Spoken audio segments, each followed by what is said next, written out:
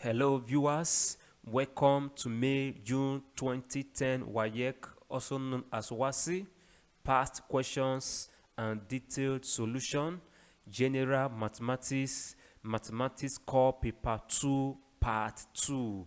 This part contains questions 6 to 13, about 8 questions, and you are expected to answer 5 questions in this part. Solution to 8 questions in one video. Question 6a. The scale of a map is 1:20,000.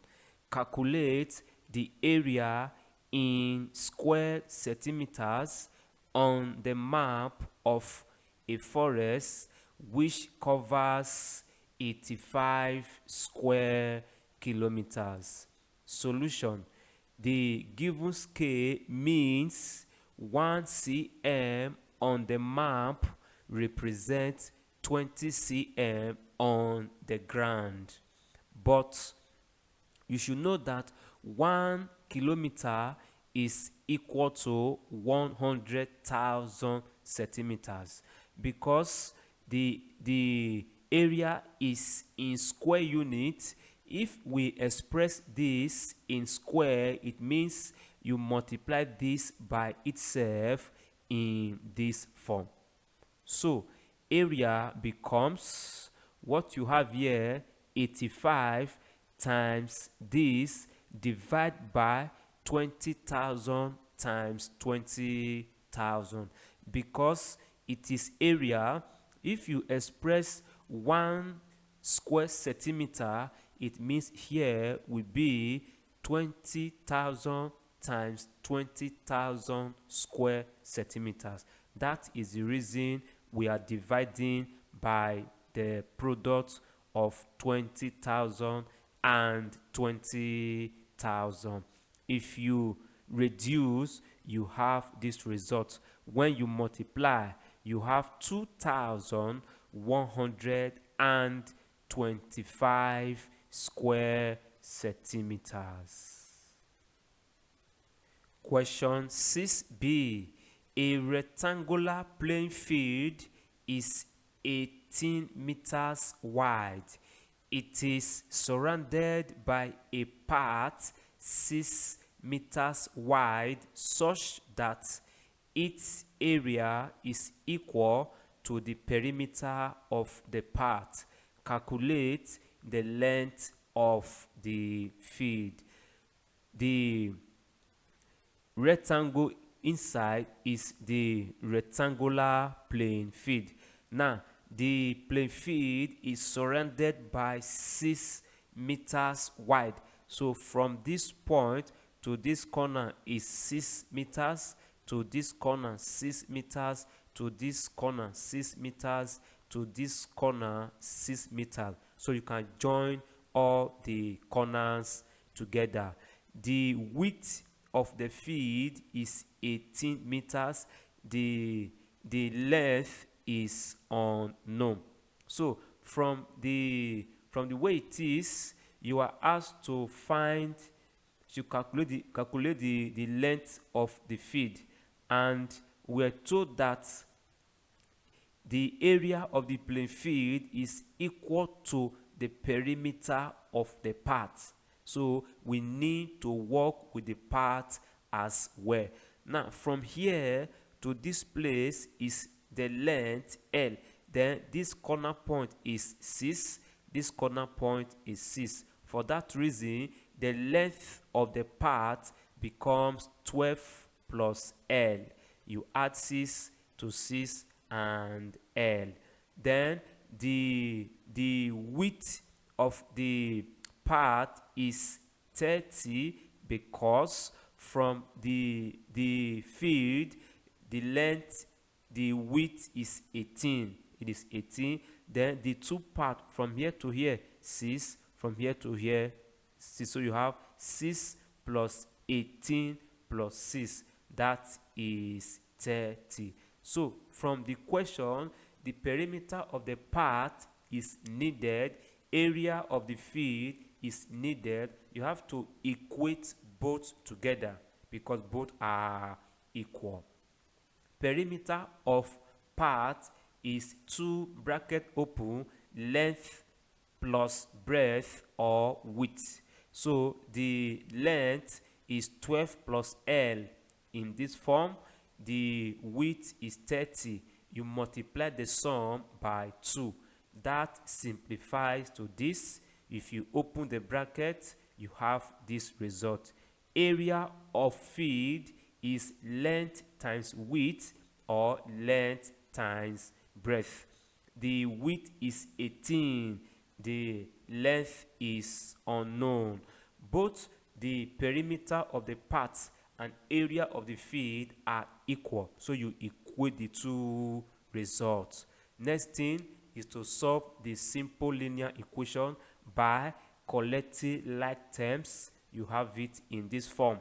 When you subtract, you have this result. Divide both sides by 16 to get the length. So L is equal to 84 divided by 16, and that is 5.25 meters. That is the length of the field. Question 6c. The diagram shows a circle center O.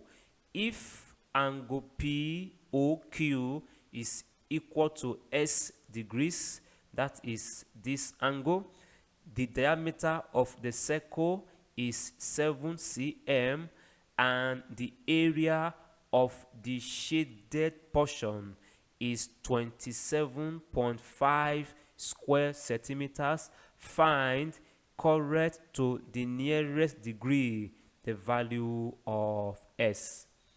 The shaded portion is the major sector, and S is in the minor sector. Total angles is 360 degrees.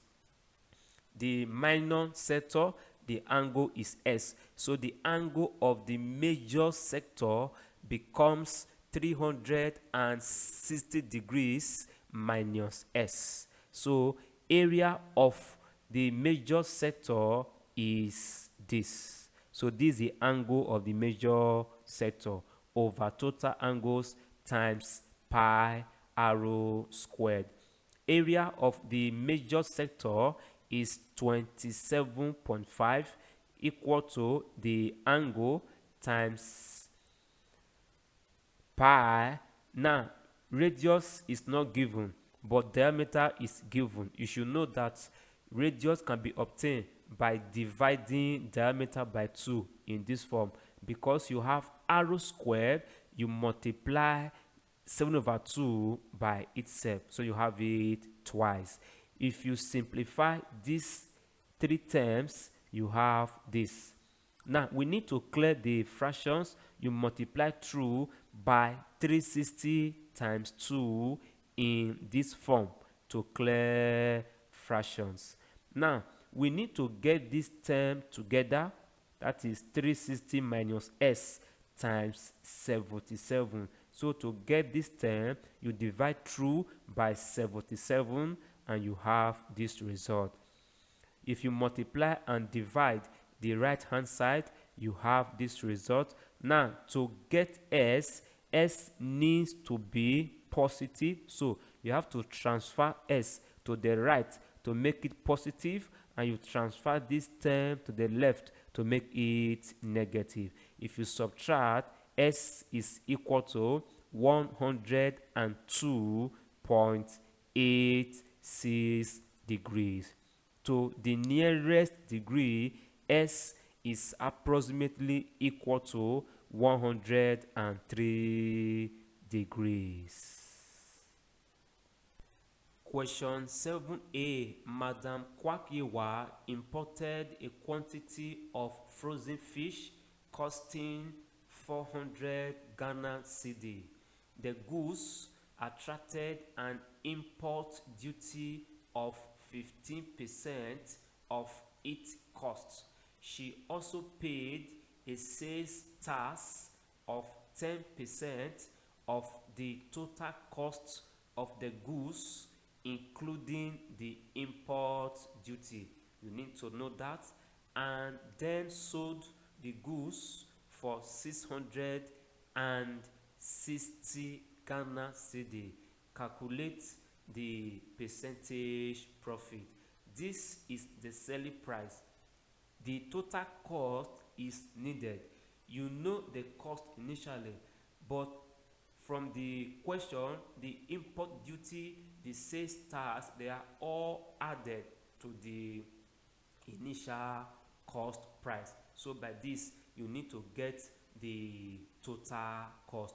So initial cost of the goods is 400 Ghana cedis. Now, import duty, by the question, it is 15% of the initial cost. That simplifies to 60 Ghana cedi. The import duty is added, so you have new cost price. New cost price is initial cost price plus import duty. That gives 460 Ghana cedi. If you continue, the sales tax paid include total cost including the import duty. So you are calculating 10%. You're calculating 10% of the new cost price. So 10% of 460 Ghana cedis simplifies to this, and that is 46 Ghana cedis. Now you cannot get the total cost. Total cost becomes initial cost plus import duty, that is now 460 plus sales tax 46. That gives 506 Ghana cedis. Profit is selling price minus cost price. That is this, and you have 154 Ghana cedi. Percentage profit is equal to profit over cost price times 100. Profit over cost price times 100. That simplifies to 30.43%. Question 7b. In a school, there are 1,000 boys and a number of girls. The 48% of the total number of students that were successful in an examination was made up of 50% of the boys and 40% of the girls. Find the number of girls in the school. Solution. From the question, number of boys, they are 1,000. Number of girls, unknown. Let it be S. It follows that total number of students in the school become 1,000 plus S. That is number of boys plus number of girls. Successful students, those that passed the exam, is 48% of total students. That is from here, 48% of the total number of students that were successful. Now, this 48% is made up of 50% of the boys and 40% of the girls. Let us leave that part first. Let's work on 48%. So we get 48% of the total students. That simplifies to this. Now let's get 50% of boys and 40% of girls, and we equate it to the 48% of the total students to enable us get the value of S. So you have 50% of boys is this plus 40% of girls is this. That simplifies to this. So finally, you equate this to 48% of the total students. That gives this expression. If you open the bracket in the left hand side, you have this expression. Next thing is to collect like terms in this form. When you subtract, you have this result. To get S, number of girls, divide through by 0.08. That gives 250. 0.08. So therefore, there are 250 girls in the school. Peter Course Simplified Maths. If you are watching and viewing from YouTube, don't forget to subscribe, like, and share PSM videos. If you are watching and viewing from Facebook, follow and like the page for more updates. Also share PSM videos. Question 8. Using ruler and a pair of compasses only, a part, construct. Remember figure 1, a quadrilateral PQRS with PS equal to 6 cm. Angle RSP is 90 degrees. RS equal to 9 cm. QR equal to 8.4 cm. And PQ equal to 5.4 cm. Roman figure 2, the bisector of angle RSP and angle SPQ to meet S. Roman figure 3, the perpendicular ST to meet PS at T. B part of the question, measure ST. Solution. Because of the practical nature and demonstration of construction, please consult your mathematics teacher. But I'm going to illustrate the possible outcome. Now let's start with PS. So you measure PS to be 6 centimeters. So this is P. You have this as S. Now looking at this angle RSP, so we are interested in this place. Angle 90 should be here. So let's measure RS. So let's measure this 9 cm. So you have RS. This point is 9 cm. To construct angle 90 degrees, you, with your pair of compass, you take a reasonable radius and you draw an arc. Now this angle is already 90 degrees. No more work is needed in that place. Then let's have, okay, this is arrow, so Q arrow 8.4. So let's take this point, let's say somewhere here is Q. Then if you measure PQ, it should be 5.4 centimeters. Roman figure 2, the bisector of angle RSP. Alright, so you already have an arc here. So you put your pair of compass here, you draw one arc. You want to bisect this angle.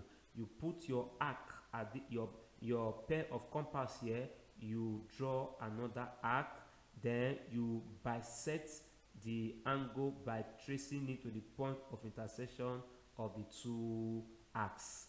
That is Roman figure 2. Second part, you should also bisect angle SPQ. That is this angle. So you put your pair of compass here, you draw an arc, you put it here again, you draw another arc, you put it here, you draw another arc, and you join both together. Now the meeting point is S according to the question. Roman figure 3, perpendicular ST to meet PS. So from here you draw a line to meet PS, and this point is T. B part, you are to measure ST. If you do that correctly, you should have 3.4 centimeters as ST. This is the possible outcome. Question 9. In the diagram, AB is 8 kilometers, BC 13 kilometers. The bearing of A from B 310 degrees, and the bearing of B from C 230 degrees. Calculate correct to 3SF. A part, the distance AC.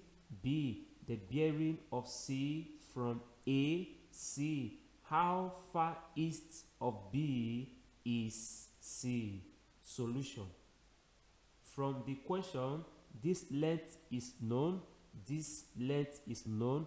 You are to get this length. To do that, the whole of this angle is needed. Now, if this place is 50 degrees, here become 50 as well. Alternate angles. This is the first quadrant. The remaining part become 40 degrees. So if here is 40, here is 50, here is 40. Sum of angles on a straight line is 180.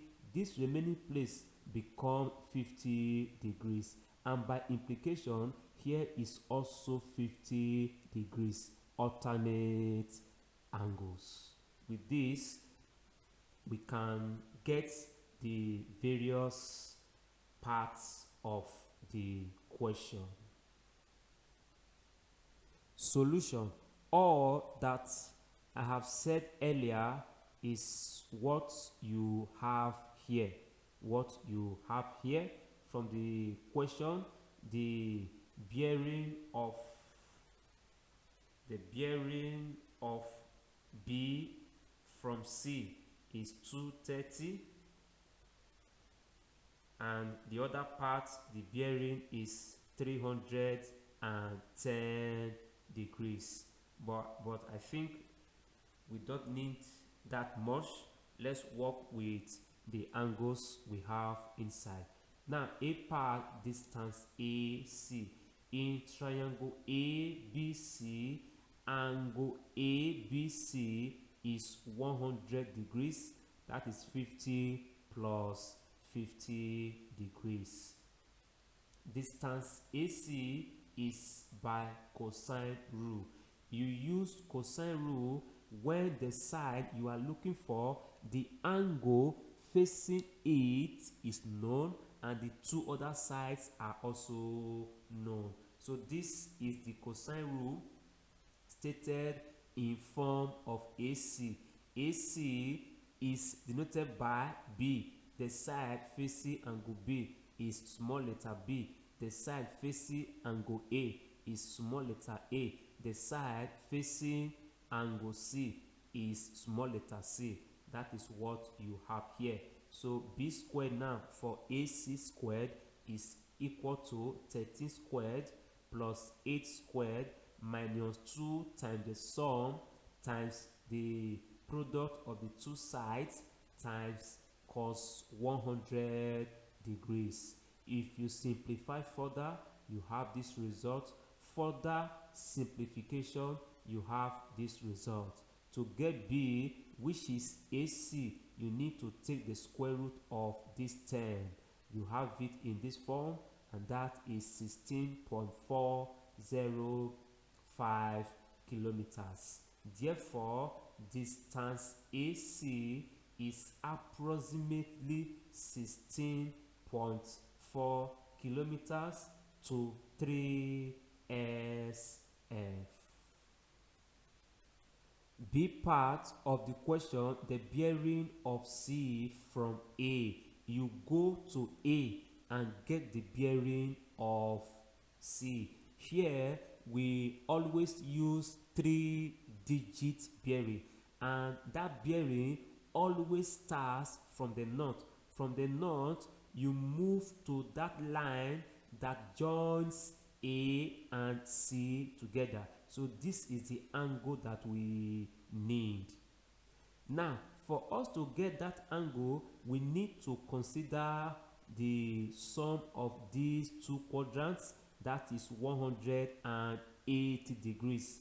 Here is theta, here is 50 degrees. So the angle we needed becomes 180 degrees minus theta minus 50 degrees. Now you can obtain theta using sine rule, because the side facing theta is known. We know this side and the angle as well. So the rule is stated in this form: 13 over sine theta equal to 16.4 over sine 100 degrees. If you make sine theta the subject, you have this result.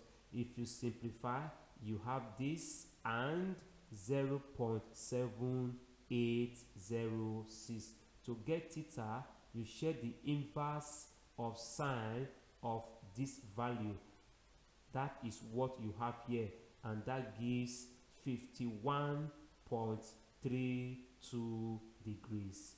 Therefore, bearing of C from A is 180 degrees minus 51.32 degrees minus 50 degrees. If you simplify these two numbers, you have this result. When you subtract, you get this. To 3SF, you have 78.7 degrees as the bearing of C from A. Part C of question 9. How far east of B is C? How far east of B C is or is C? Now, how far is denoted by Y. We have to consider triangle BDC. We have two angles now, so you can use any one of your side. This side is 13 kilometers. Then we have Y. If we are taking Y and this side using this angle, Y becomes opposite. This is hypotenuse. So you have sine 50 degrees equal to this. That is Y over 13. If you make Y the subject, you have this result, and Y is equal to 13 times 0.7660. That gives 9.9585. To 3SF, Y is approximately equal to 9.96 kilometers. Pythagoras simplified maths. If you are watching and viewing from YouTube, don't forget to subscribe, like and share PSM videos. If you are watching and viewing from Facebook, follow and like the page for more updates. Also share PSM videos. Question 10A. Copy and complete the table of value for the relation y equal to minus s squared plus s plus 2 for minus 3 less than equal to s less than equal to 3. You have the table of values with some missing values for y, and of course you are expected to solve for them. B part of the question, using scales of 2 cm to 1 unit on the x-axis and 2 cm to 2 units on the y-axis. Draw the graph of the relation y equal to minus s squared plus s plus 2 over the range of values of s. See part of the question. From the graph, find the figure 1 minimum value of y. Figure 2 roots of the equation s squared minus s minus 2 equal to 0. Figure 3 gradient of the curve at s equal to minus 0.5. Solution. A part of the question is to copy and complete the table of values. Already, the values of s are known. For us to get y values, you need to get minus s squared. Of course, s values remain the same for this. Plus 2 is a constant which is written under each value of s. So you start with minus s squared. Now this is what happens. If you square minus 3, you have 9. Then 9 times minus becomes minus 9. So you square before the minus sign multiply. If you square minus 2, you have 4 times minus, you have minus 4, and so on. The value for this s remain the same for this. Now 2 is a constant. You write it under each value of s, as you can see clearly. So you have to add here to get the first y value. Minus 9 minus 3 is minus 12 plus 2. You have minus 10. If you come here, minus 4 minus 2 is minus 6 plus 2. You have minus 4, and so on. B part of the question is to plot the graph. Let us restate the given scales: 2 cm to 1 unit on x-axis, 2 cm to 2 units on y-axis. This graph I'm using, each box or square contains 5 lines. By default, each box is 1 cm. 1 cm. So by the given scale on x-axis, you need to combine two boxes from the origin to the end of the second box. You give it 1 unit. The next 2 becomes 2. The next 2 becomes 3, and so on. If you move to the left, you have minus 1, minus 2, and so on. Now on the y-axis, the same 2 boxes is 2 units. So you combine 2 boxes, you give it 2. The next one is 4. When you move down, you have minus 2, minus 4, minus 6, and so on. Now this graph is like this because for you to draw the x-axis, you need to look at y values. The y values, you have more negative than positive. For that, you don't draw the x-axis at the middle. You have to shift your hand up, thereby giving more space to the negative y values. That is the reason. Alright. Next thing is to plot the first set of points when s is minus 3, y is minus 10. This is minus 3 for s, minus 10 for y. This is the meeting point. Minus 2, minus 4, somewhere here. Minus 1, 0. When s is minus 1, y is 0. You plot that point directly on the x-axis. When s is 0, y is 2. This where I am now. So you also plot that point directly on the y-axis when s is 0, y is 2. The next point 1 and 2, when s is 1, y is 2. When s is 2, y is 0 on the s-axis. When s is 3, y is minus 4. Next thing is to join all the points together. Don't forget, you always add the title of the graph, and it is simply the equation you are given to plot. All the points have been joined together. We move to C part. Remember figure 1, the minimum value of y. Now, anytime you plot a quadratic curve, you always have two shapes. You have the U shape and the N shape.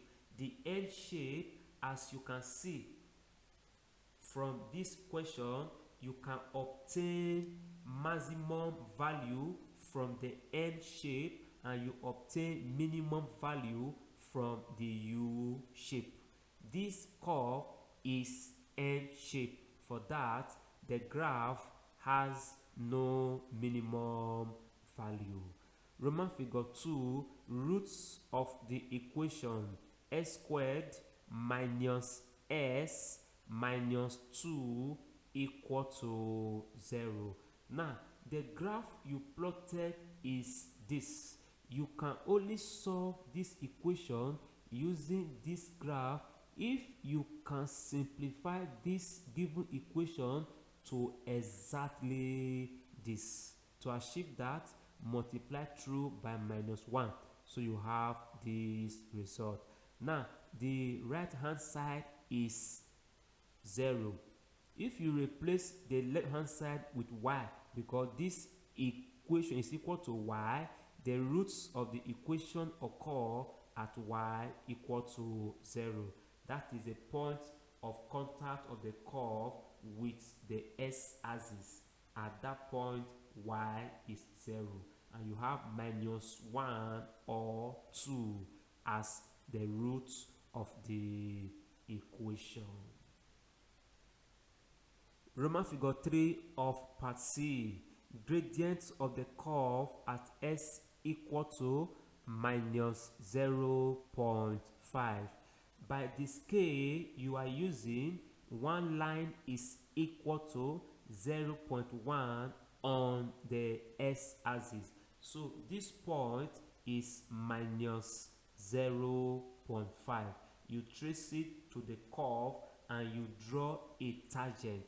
You draw the tangent to any length of your choice, but not outside the graph. After drawing the tangent, you can form a triangle from it. So from this point to this part is 1 point. That is when s is minus 3, y is minus 4. That is what you have here.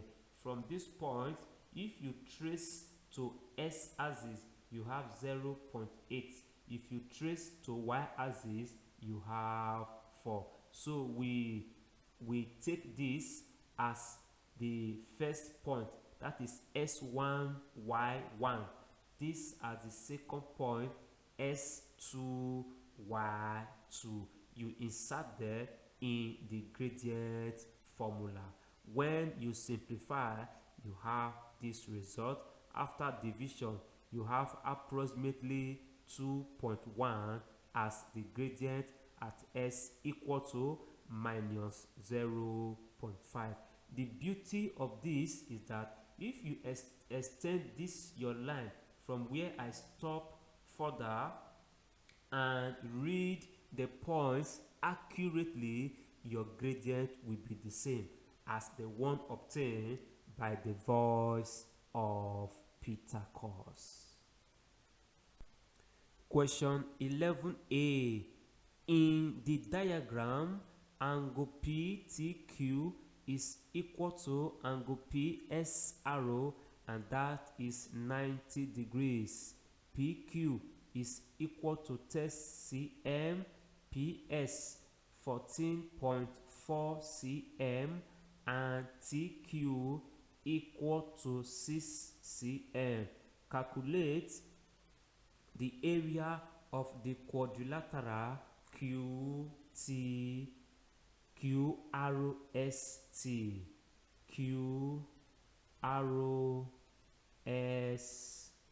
Solution: quadrilateral QRST is a trapezium. Now you have SR and TQ as the parallel sides. Now TS and SR are needed in order to find the area. Okay, TS and SR, because you know one parallel side, this is second parallel side. TS becomes the height which is needed. Considering triangle PTQ,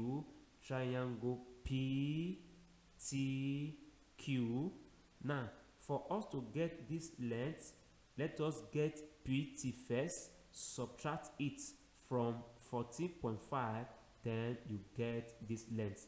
That is why we are considering triangle PTQ, because you know 10 as one side of that triangle and 6 as another side. The triangle is a right angle triangle, so we have to use Pythagoras rule. The rule states that the square on the longest side, hypotenuse, is equal to sum of squares on the other two sides. Hypotenuse is PQ, then you have the other sides. You replace their respective value, you simplify and collect like terms, so that PT square is equal to 64. To get PT, you take the square root of 64, and that is 8 cm. Now TS that we need is equal to PS, the whole of that length, minus PT, that is 14.4 minus 8, you have 6.4 cm. Triangle PTQ and PS arrow are similar, and as such, what we are saying now, triangle PTQ and PS arrow, they are similar. It follows that PT over QT is equal to PS over S arrow. You have it in this form. If you replace the respective values, you have this result. If you make S arrow the subject, you have this, and that gives 10.8 cm. We cannot find the area of quadrilateral QRST, that is area of trapezium, and it is 1/2 times sum of parallel sides times arrow times height, which is S arrow. If you replace all the sides with what they stand for, you have this result. When simplified, you get this, and finally 53.76 square centimeters as the needed area. Question 11b.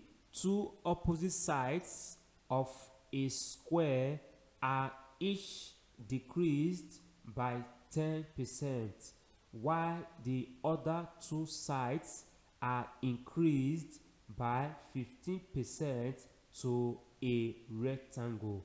Find the ratio of the area of the rectangle to that of the square.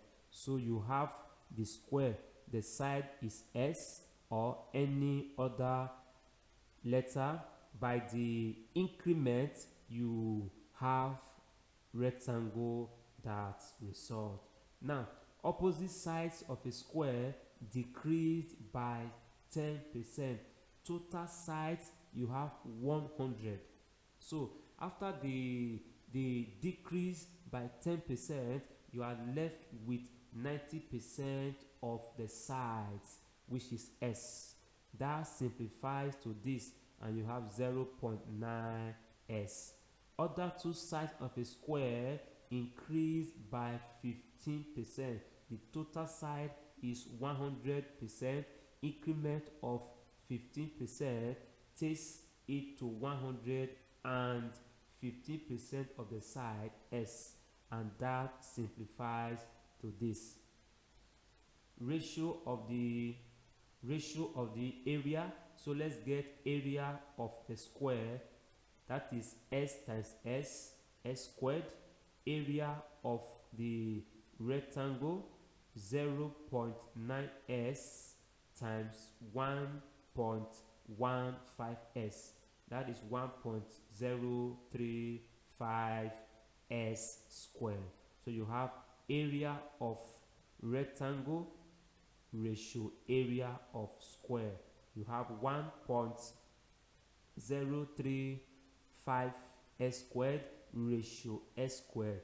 By the time S squared cancels out, you have 1.035 ratio 1 as the needed ratio. Remember, the decrease and increase led to the rectangle. The side of the square is S, so the area becomes S squared. So this we calculated, and this we calculated are the sides of the rectangle that resulted. Pythagoras simplified maths. If you are watching and viewing from YouTube, don't forget to subscribe for more updates, like and share PSM videos. If you are watching and viewing from Facebook, follow and like the page for more updates. Also share PSM videos. Question 12. The frequency distribution of the weight of 100 participants in a high jump competition is as shown below. You have the weight in kilogram, the number of participants as frequencies. A part of the question, construct the cumulative frequency table. To get that table, you simply add another column titled cumulative frequency. B. Draw the cumulative curve. To draw the curve, you need to add another column to the table, which is class boundary. See part of the question. From the curve, estimate the Roman figure 1 median, Roman figure 2 semi-interquartile range, Roman figure 3 probability that a participant chosen at random weighs at least 60 kilograms. Solution. From the given table, you construct the cumulative frequency table. We can take the weight as class interval. This is frequency column as given in the question. Then you add cumulative frequency column. The first cumulative frequency is the first frequency. To get the next, you add 10 to 18. You get this. 28 plus 22, you have 50. 50 plus 25, 75, plus 16, you have 91, plus 9, you have 100. Class boundary. To get the class boundary, you need to get the boundary value first. And to get the boundary value, you get difference in adjacent sides from the class interval and divide it by 2.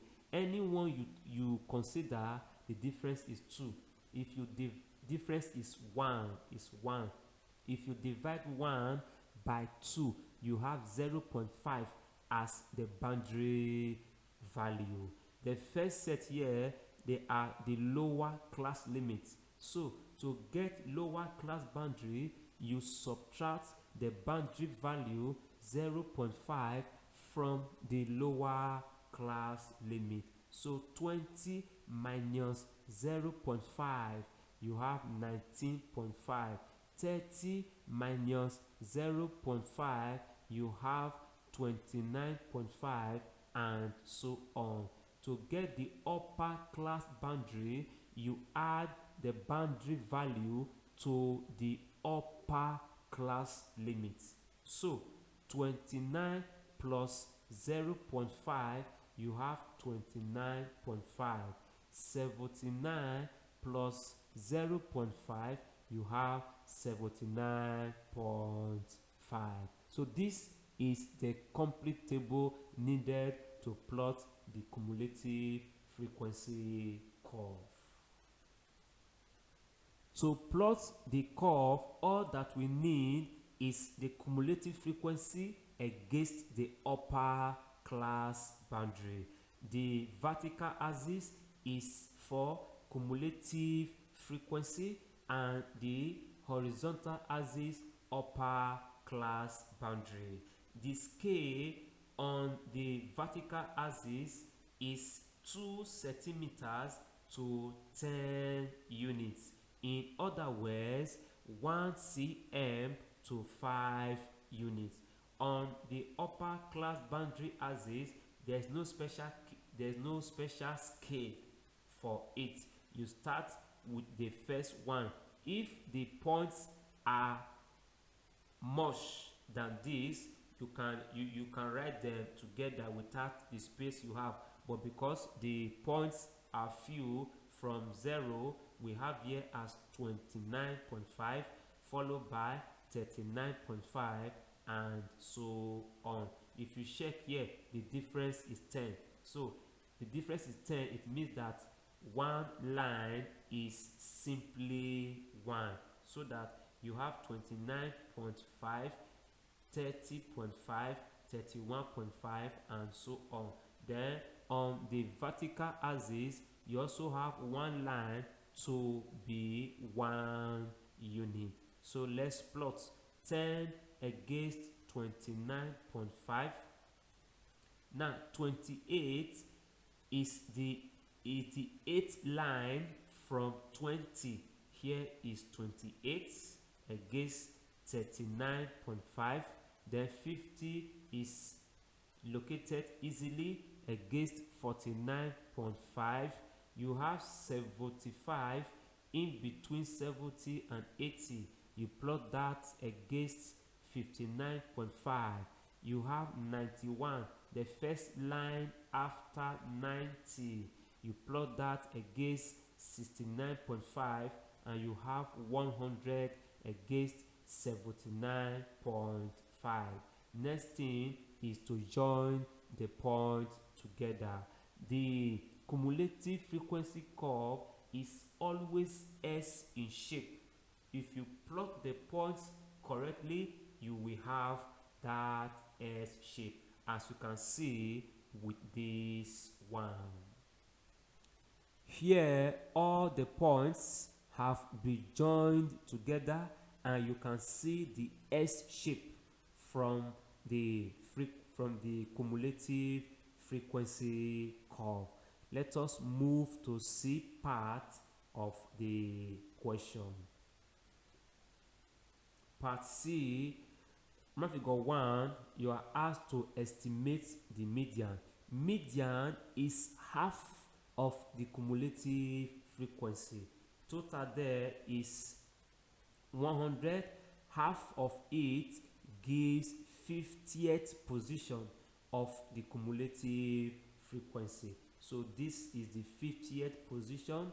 You trace it to the curve, and you trace to the upper class boundary axis, and that point is directly 49.5 as the median.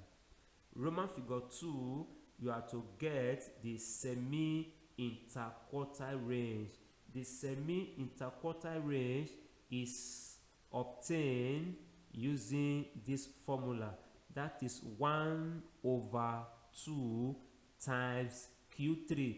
Q3 is the third quartile or upper quartile minus Q1, the first or lower quartile.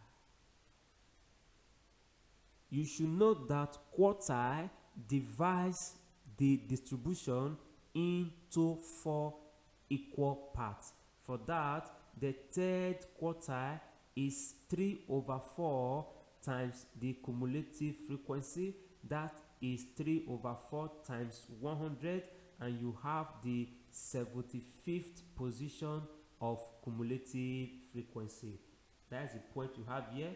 So this point is the 75th position for Q3. You trace to the curve.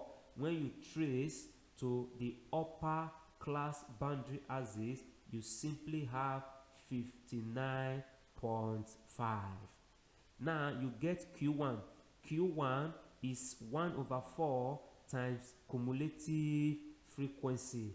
That is 1 over 4 times 100, and that is the 25th position of cumulative frequency. Here is 25th. You trace to the curve. When you trace down, you have it this point. Earlier, I told us that one line is also 1 because the difference is 10. So you have 29.5. So the next line is 30.5, 31.5. When you get to this point, you have 37.5 as Q1. So semi-interquartile range is this. You subtract the 2 quartiles and multiply it by half. That gives this, and you have 11. Roman figure 3, you are asked to find probability that a participant chosen at random weighs at least 60 kilogram. At least, that is 60 and above. 60 and above. Those that weigh 60 and above, you can get that value from the table because it is possible from the table. And the numbers are 16 plus 9. That is 25 over total participants 100. That reduces to 1 over 4 as the required probability. If from the table is not possible, you have to get that number from the O-give. That is the cumulative frequency curve.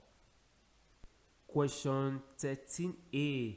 The third term of a geometric progression GP is 24, and its 7th term is 4 whole number 20 over 27. Find its first term. Solution. Because the first term and the common ratio are unknown, this type of question will always give us a system of 2 equations. If the problem is an AP where the first term and the common difference are unknown, you have linear equation. If the problem is GP like this one, you have non-linear equation.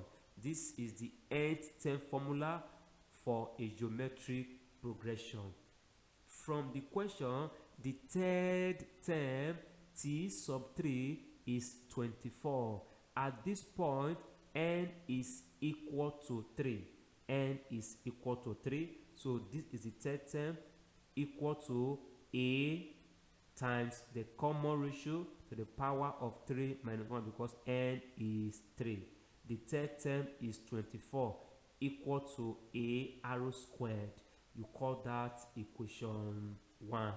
The seventh term is equal to this. If you convert to improper fraction, you have 128 over 27.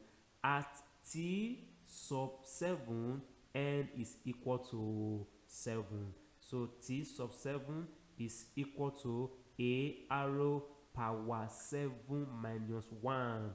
This is the seventh term, equal to a arrow power 6.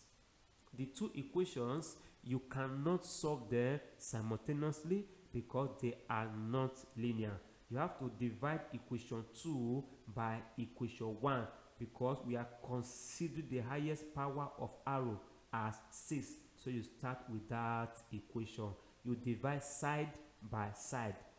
The left hand side of equation 2 divide by the left hand side of equation 1. The right hand side of equation 2 divide by the right hand side of equation 1. Alright, from here a will cancel a. If you divide arrow power 6 by arrow power 2, you have arrow power 4. You can write 24 over 1.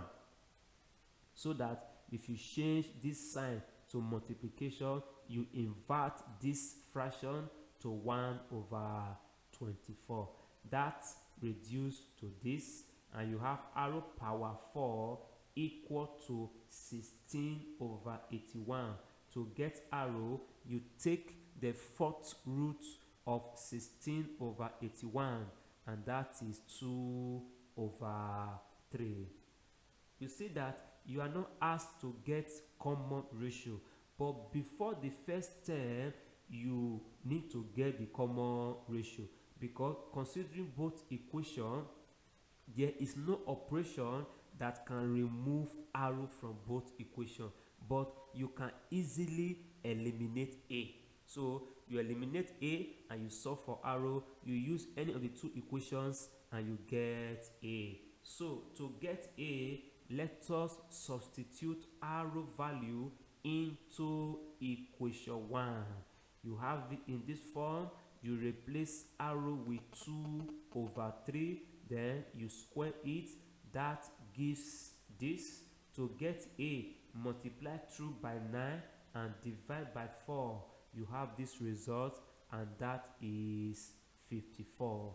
Therefore, the first term of that geometric progression is 54. Question 13b. Given that y varies directly as s and inversely as the square of z, that is what you have here, or you can simply write y varies directly as s, then over, that is inversely as s as z square, or you have it in this form.